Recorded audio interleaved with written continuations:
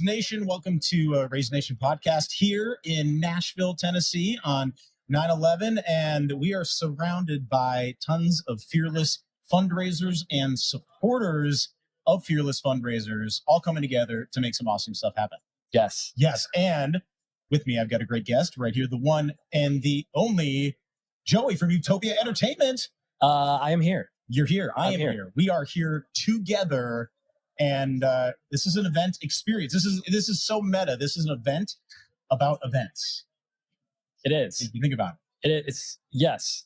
It's an experience where we're unpacking what it means to host an experience. Hosting, creating, designing, producing, and then following up after experiences, which is, that's fundraising at its best. And it's critically important. Absolutely. So, I'm Bobby D. I'm here on the Raise Nation. Thank you to One Cause for having me. Also host a podcast, Heart of the Gala, all gala, everything gala, and we get right to the heart of it. Love it. That's all it is. So, Joey, all right. So now Utopia specializes in event production. Yes. Talking about lights, sound, video, all the bells and whistles and knobs and wires and all the things, right? Yes, but I think it gets misconstrued where people think about like AV as how many sound, what kind of sound system do we need? Right. And let's bring in some projectors or an LED wall. And which way should the wires run? Oh, okay. And no, that's way more than that. That's a part of it. But for us, it's much more about how do we create the conditions where the community can come alive? Yes, I love that. So that when you get on stage, people are already warmed up. Yep. And their hearts are open and they're feeling empathetic to the mission. Yes. And it's all about we can talk about something that we call the 3C model, which we've borrowed from our friends over at Exchange. Tell me more. So the 3C model is sort of our understanding of why people gather. And it's kind of we don't have to get into the whole, the neuroscience behind it, but people really come to events for 3 reasons. Okay. And so, and you know this, people come for, and we call them the 3 Cs. Again, we've borrowed this from our friends over at Exchange. It's just a way for us to make sense of why people gather. Okay. And so the first C in the 3 Cs is they come for content. Okay. Stories. Yep. Okay. But content is ubiquitous, right? It's everywhere. And the way that we are delivering content has evolved. And so we need to be evolving too. We don't watch live TV anymore. We watch Netflix on demand or YouTube or Hulu or whatever. Yep. So the way that we're getting our information is changing. Yes. And so that's not the only reason people come. The second reason people come to events is for, connection. Yeah. They want to connect with other people like themselves. Yeah. But the reason people come back is the third C. Now, intentional, thoughtful executive directors and event conveners usually stop there. Yeah. They stop after the first 2 Cs and they miss the most important part.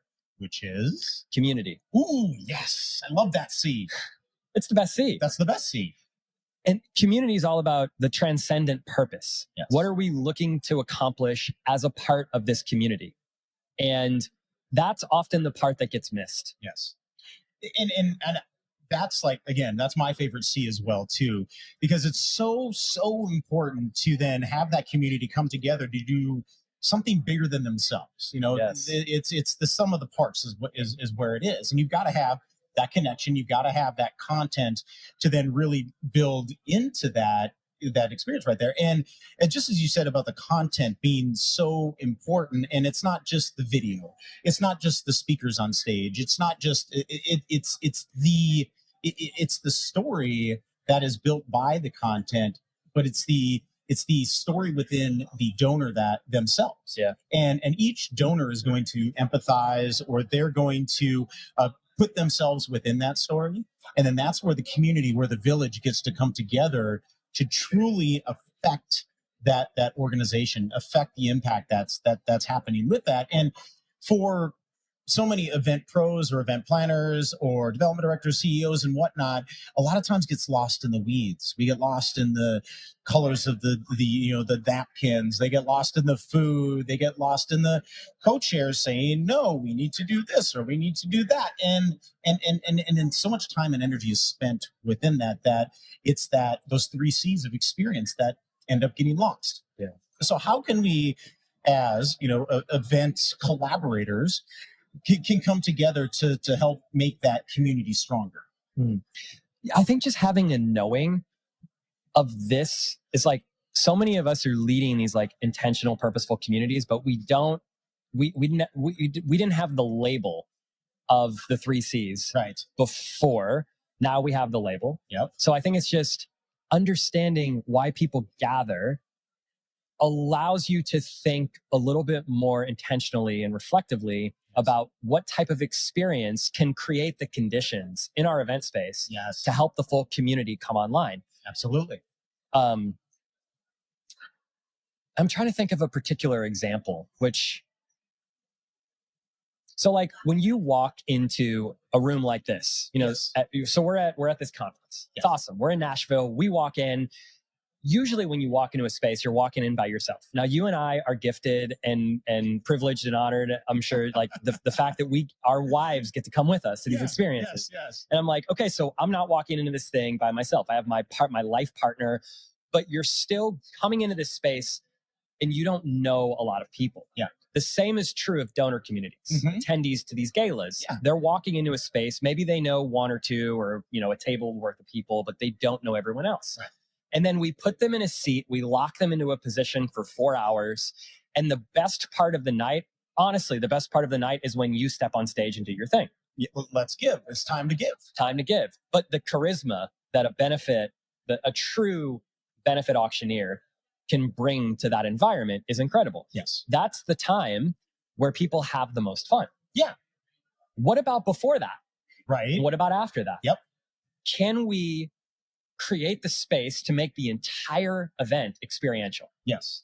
Because when you walk in, you're thinking some version of the following 2 questions. Am I safe in this community? Yes. And can I be myself with this group of people and still fit in? Right. So that's psychological safety. That's the neuroscience. If we understand that and we know that we have to make people feel safe, well, we have to start asking ourselves, great, well, how do we do that? Yeah. And the easiest way to do that is for me, an individual who may be on stage like the executive director or, CEO of the organization, the board chair, the board president. We all are impassioned with we love the organization, but oftentimes it's great if we could step aside and create the conditions where our audience can actually connect, not just with the mission, but with each other. Yes. And it's creating that safe space, that time of connection. We're pushing a change of the cocktail hour kind of name. We're calling it the connection hour. I love it. And with purposeful intention to create meaningful connections. And a lot of times, like you said, that you'll have your table hosts or board members or whatnot, and they'll invite their network and they only hang out with their network. And as a board member, as a chair, or a committee member or whatnot, it's your job to now reach out into the community. Yes, bring your network, but it is your job to now connect your network, your circle with the broader network that is there and creating that true connection. And now not only are we making connection between humans, but we're also then making that connection to the cause. And then this is where content then comes in.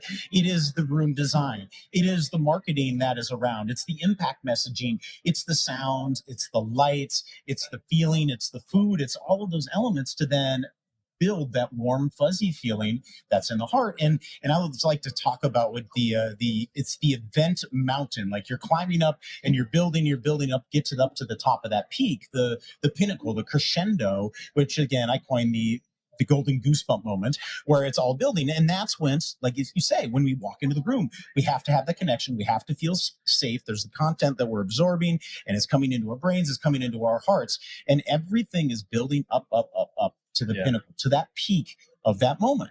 And then there's the ballroom entrance, which I love the grand reveal, and I'm sure you do too, that everybody's been in the connection hour and then the doors open and the band starts playing and the lights are flashing and it's this inviting environment that everybody's able to now come into. And then within a properly produced program with the right content, no BS, no boring speeches. We're done with that. Please stop. No boring speeches. Get rid of them. We need meaningful remarks is what we're looking for from the executive director, from the board chair, from our testimonial speaker, from your fundraiser, your auctioneer, whomever your MC is going to be. These have to, again, be in alignment with that content plan, and make that connection that's going to happen, and then having the assistance of a great production team that understands the purpose of that. We're not, like you say, you're not just there to make sound happen and make light happen. It's the design of that. And I love how geeky we can get about the neuroscience. Like I mean, color science is like a whole thing that you can again, we're designing the opportunity to set the optimal experience point where people are going to feel most generous. They're going to feel most comfortable. They're going to have the most trust built within that. Yes. And with proper, again, sound, light, food, drink, the right amount of drink, not too much, just enough.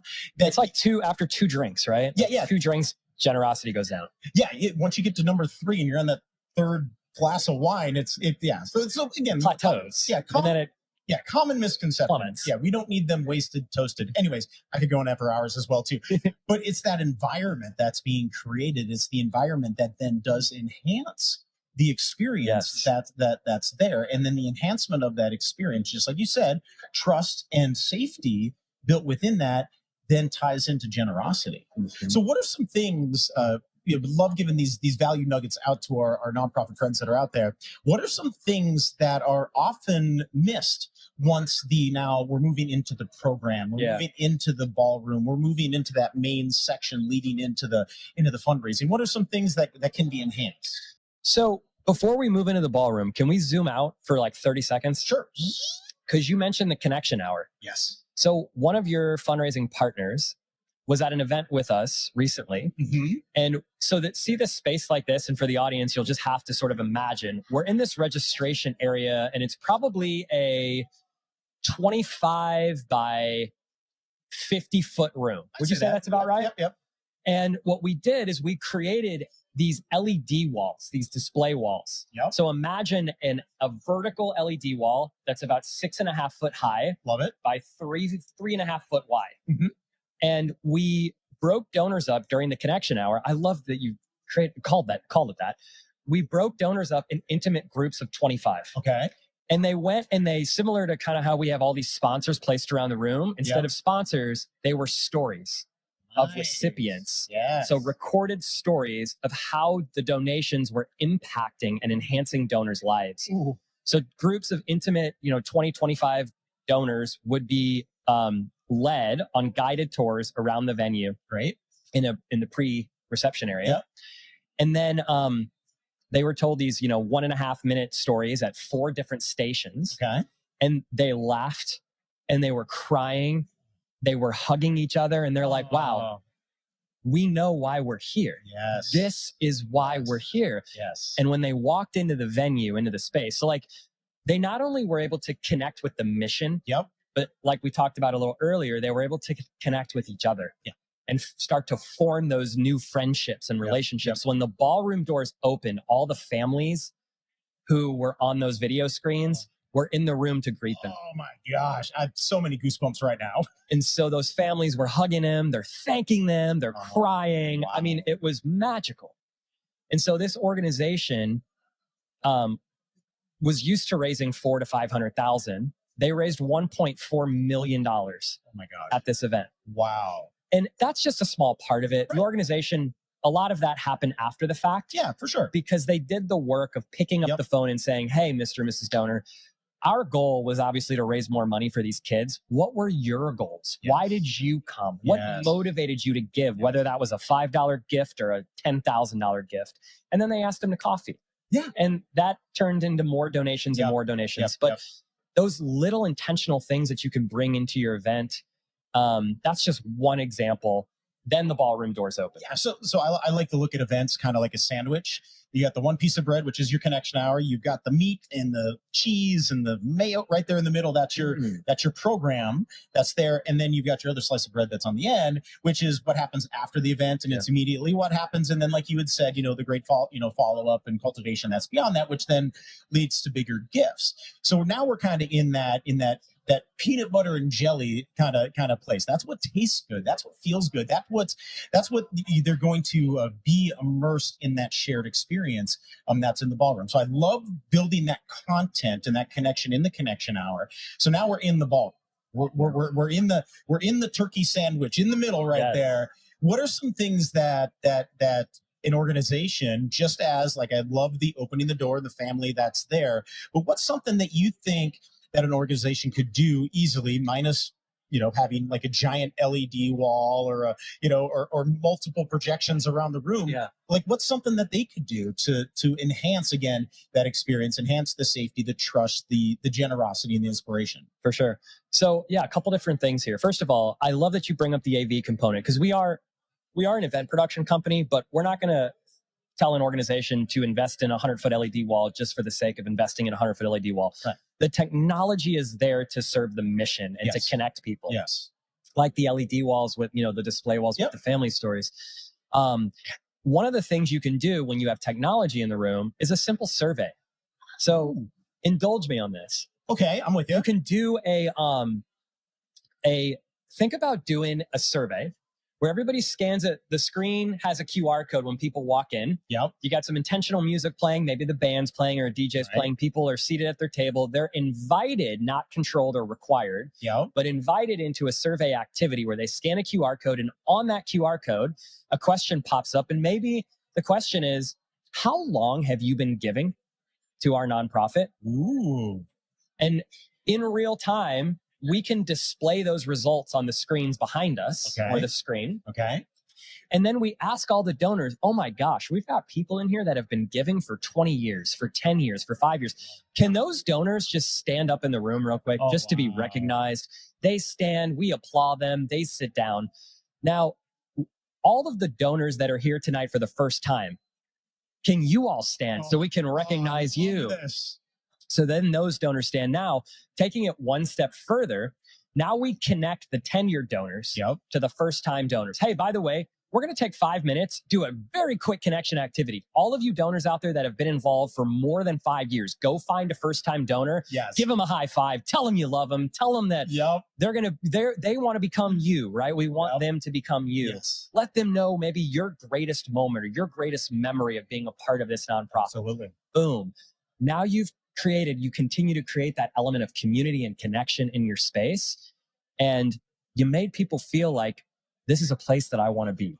It's a community they want to be within. This is the village that they want to gather around the campfire and break bread. And that's what is happening at these events. It's a very ritualistic activity. We're eating, we're drinking, we're sharing stories together. There's going to be celebration. There's going to be tears.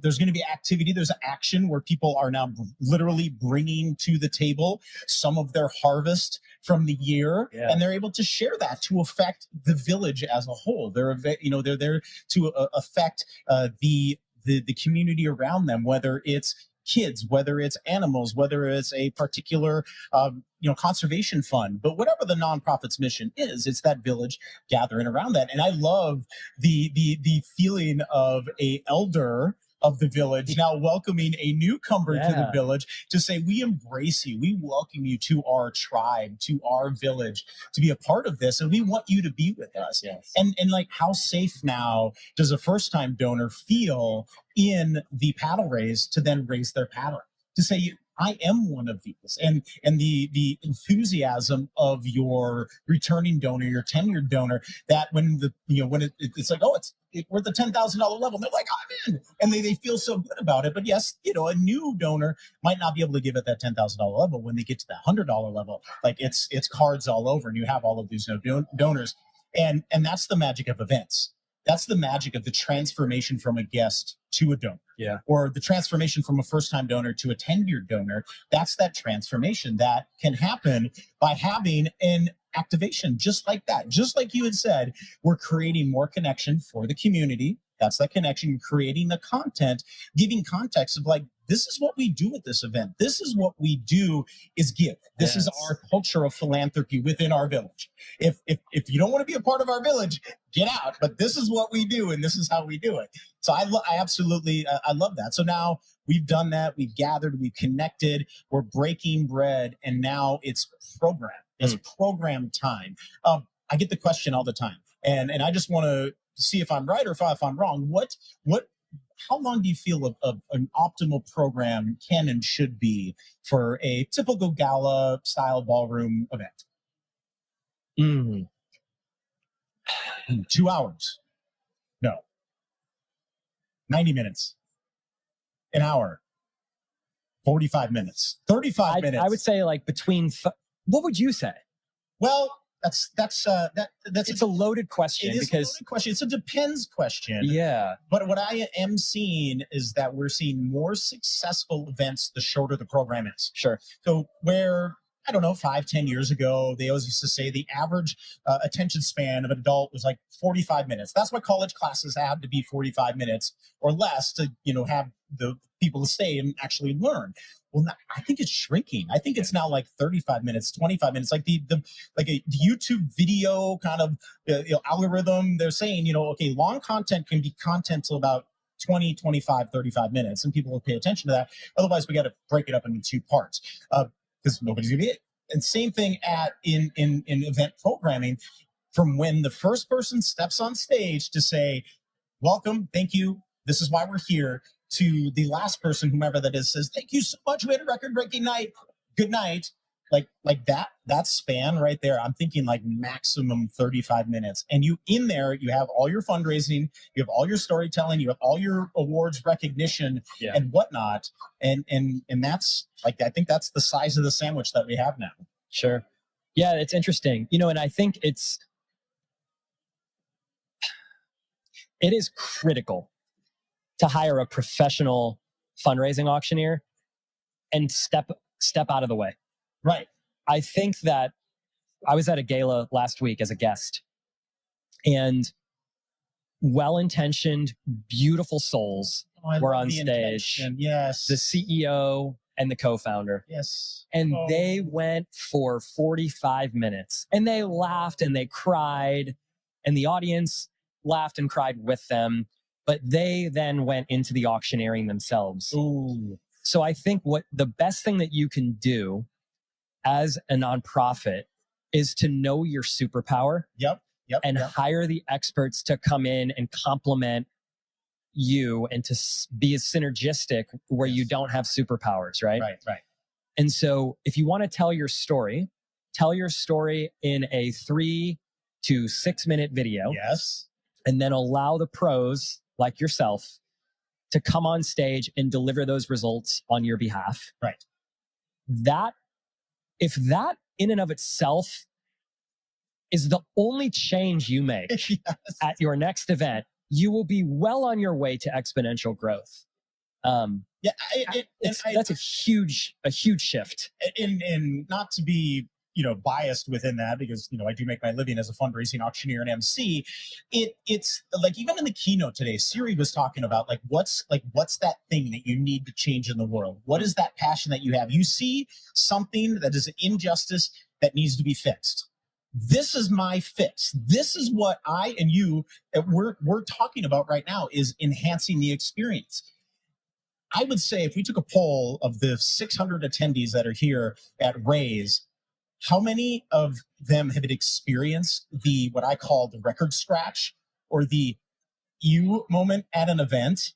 Like, why is that happening, people? Why are we even allowing or putting that in the opportunity that could ever happen where you have all the visibility of every guest at an event? Like, why would you take a gamble on somebody saying something so distasteful it turns everybody off, or go on forever and ever, and now all of a sudden that very short window of attention span that you had just disappears? You watch I have seen this happen, and I've been trying to fix this, but you see the build, they're climbing the fundraising mountain, they're getting to that point, and you're like, there's the golden goosebump moment, we need to ask for money, and then they keep going 10, 15, 20 minutes later, and you've lost all momentum. You've lost all inspiration. Because now we've gone into too many drinks. We've gone into too long of stories. People are like, I want to hang out with my friends. I want to talk. And now the audience then takes over, and you're not optimizing that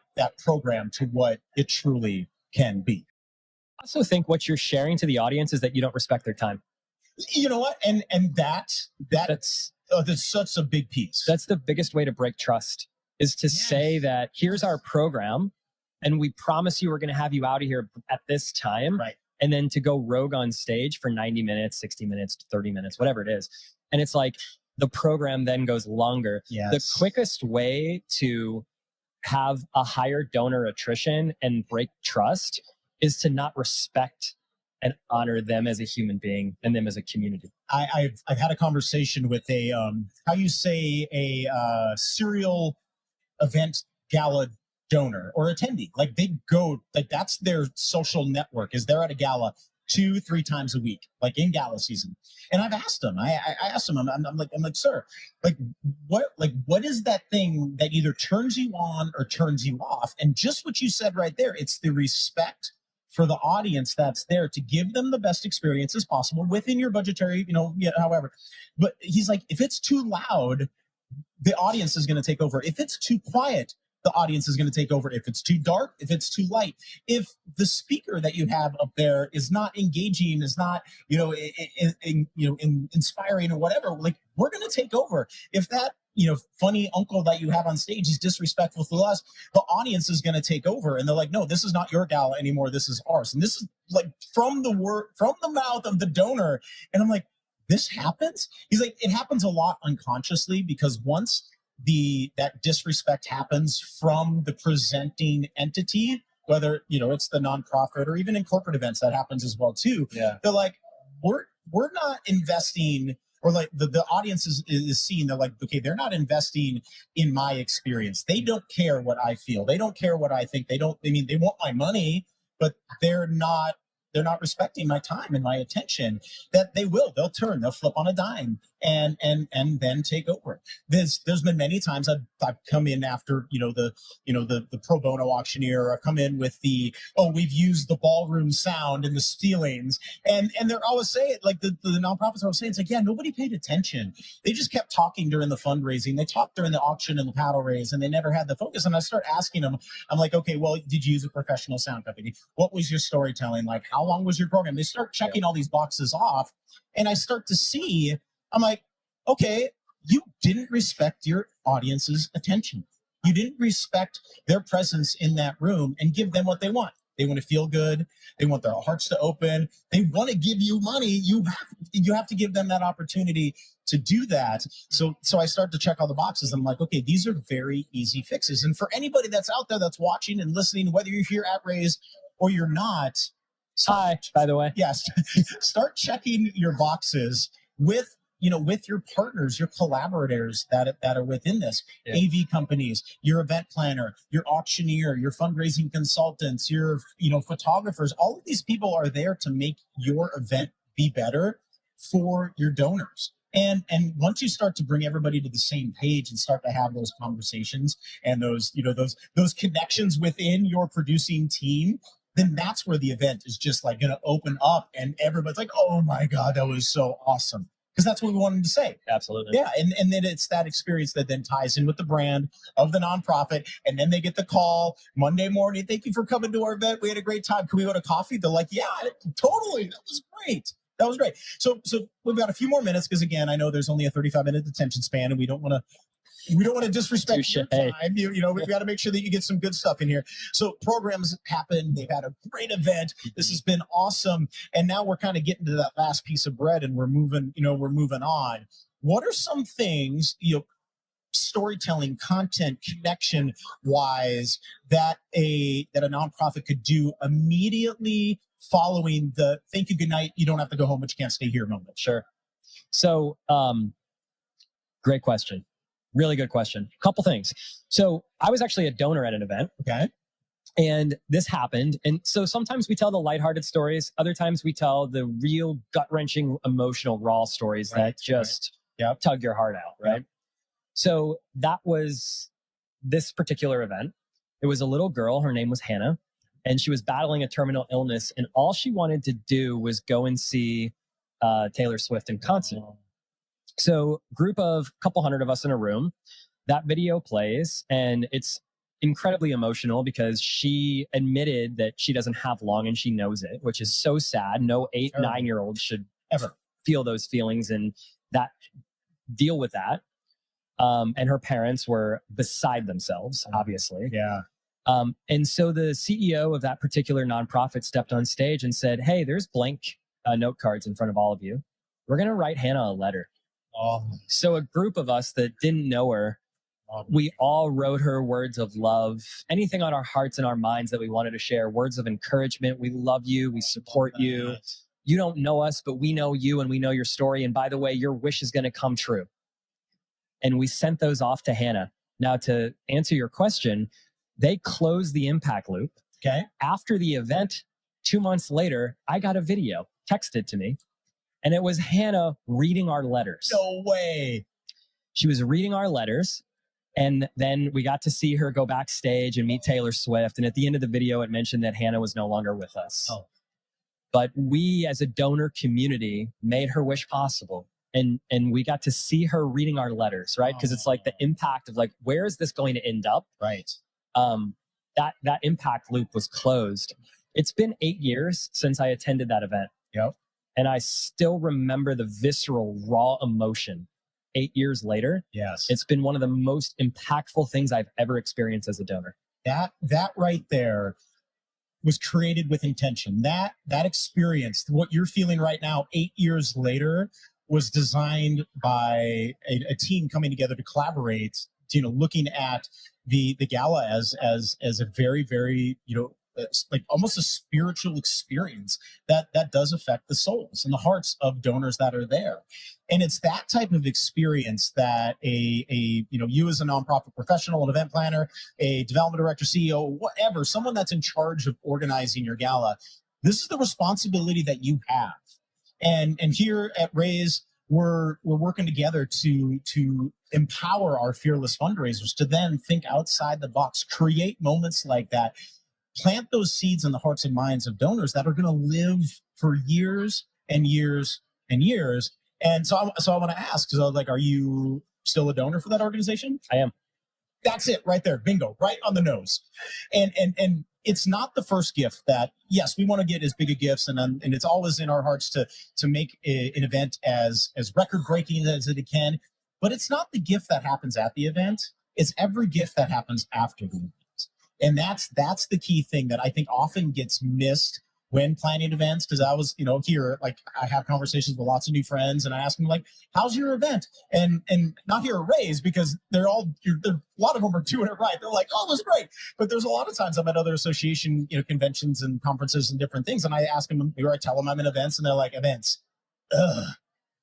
That's just their feeling, and if that's the feeling they bring into the event, that's interesting. It's like, yeah, it's because I hear it happen.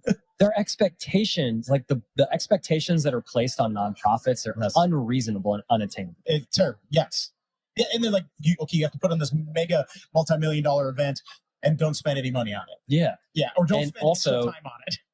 Do everything that you do as a director of development while simultaneously planning an event that's a full-time job. Oh yeah, because they're superhumans. I mean, you can do everything, right? No, I mean, it's not like they have kids or school or soccer or games, or a life or a spouse or a cat or a dog they want to actually hang out with, or maybe even hobbies. Yeah. 6 months leading into the gala, you have to do everything you can to make this.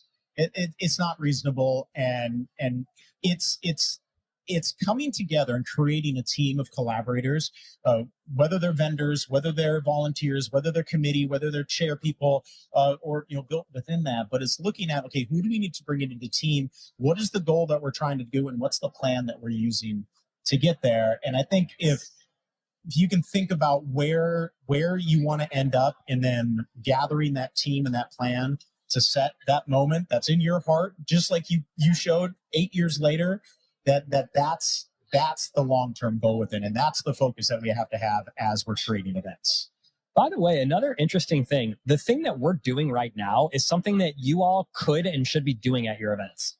So like when you go into the planning process, you should be thinking about your content strategy. This is a conversation we have with all of our clients. Yes.